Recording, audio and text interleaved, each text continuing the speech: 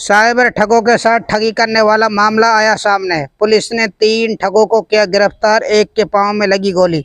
मेवात क्षेत्र से लगता हुआ क्षेत्र नगर ढीग कामा पहाड़ी सीकरी जुरेड़ा भरतपुर और मेवात क्षेत्र में लगातार आईजी राहुल प्रकाश भरतपुर रेंज की अगुवाई में साइबर ठगों के ऊपर कार्रवाई की जा रही है। पुलिस कार्रवाई से डरे साइबर ठगों के साथ ठगी करने वाले गिरोह का पर्दाफाश कर 3 लोगों को अरेस्ट किया गया है।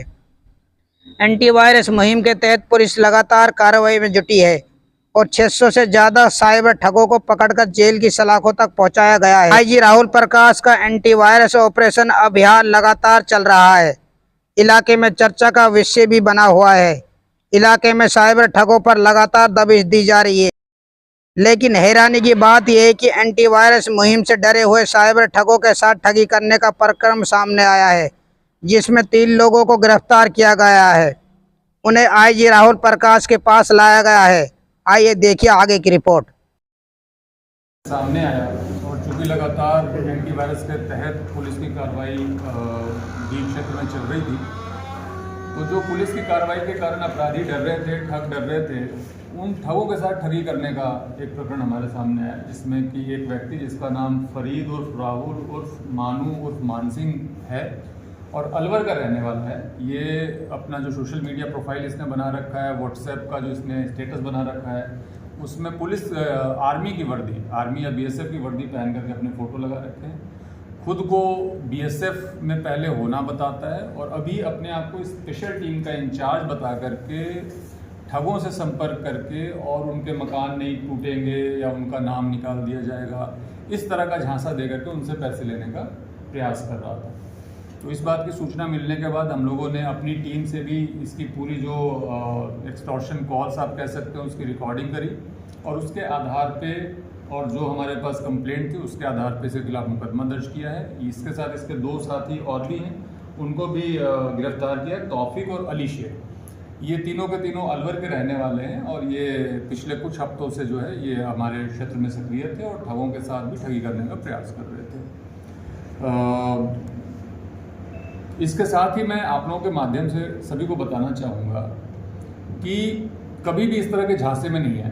अगर कोई भी व्यक्ति आपसे संपर्क करता है और अगर वो कहता है कि मैं आपको पुलिस की कार्रवाई से बचा लूँगा, तो इस तरह के झांसे में नहीं आए, न तो किसी के दबाव से और न ही किसी तरीके से धन के आधार पे। कोई भी अपराधी जिसने अपराध किया है वो बच नहीं सकता। इस बात को तो सारे अपराधी नोट करके अपने पास रख लें। अब इसके बाद दूसरा सवाल ये उठता है कि अगर कोई अपराधी नहीं है और फिर भी उसका नाम आ गया है, तो आप जांच में सहयोग करें, अनुसंधान में सहयोग करें। अगर अपराधी नहीं है, आप वेरिफिकेशन के बाद ये क्लियर होता है कि नहीं ठीक है, आपका नाम किसी ने रंजिशवश लिखा दिया था या गलती से आ गया था और उस बात के प्रमाण मिलते हैं, सबूत मिलते हैं, तो आप स्वतः ही मुकदमे से अलग भी हो जाएंगे। पुलिस किसी भी तरीके से किसी गलत को, किसी निर्दोष को किसी मुकदमे में जानबूझ करके नहीं फंसाने वाली। लेकिन अगर आप अपराधी हैं और आप सोचें कि किसी से संपर्क करके, किसी से बात करके, किसी में झांसे में आकर के पैसे दे करके हम लोग बच सकते हैं, तो ये भ्रम भी अपने दिमाग से आप निकाल दें। इस तरह के कई लोग हो सकते हैं जो कि कई बार तो आप कह सकते हैं हाई प्रोफाइल होते हैं, उनका एक नाम होता है उस क्षेत्र में कि हाँ ये बड़ा इंपॉर्टेंट व्यक्ति है, वो भी इस तरह का काम कर सकता है। तो मैं यही कहूँगा कि अगर ऐसी कोई भी चीज़ होती है तो आप सबके पास मेरा नंबर है, आप सीधे उस नंबर पे कॉल कर सकते हैं, व्हाट्सएप कर सकते हैं। और दोबारा से भी अगर ऐसा करता हुआ कोई व्यक्ति पाया गया जो कि पुलिस के नाम पे, अधिकारियों के नाम पे लोगों को झांसा दे करके पैसे लेने की कोशिश करेगा, तो उसकी स्थिति इससे भी ज़्यादा बदतर हो जाएगी।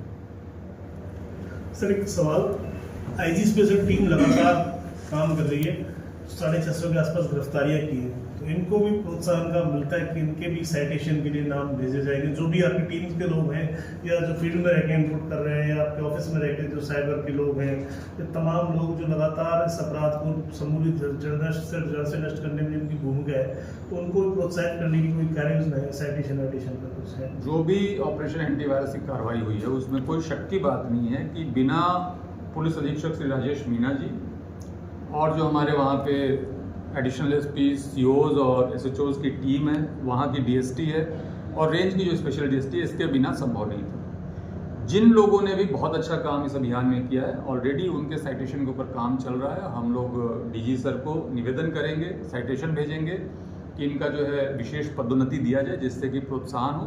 और जो एक अपने आप में ऐतिहासिक काम हुआ है और उसके लिए जितनी परेशानी इन लोगों ने उठाई है, दिन रात काम किया है, मतलब जो यहाँ की टीम है वो भी 15-15 दिन 20 दिन लगातार मेवात में पड़ी रही है, तो उसका इनको रिवॉर्ड भी मिलना चाहिए। और मैं मानता हूँ कि बहुत जल्दी जिन लोगों ने अच्छा काम किया उनको रिवॉर्ड मिलेगा और उनको प्रमोशन भी मिलेगा।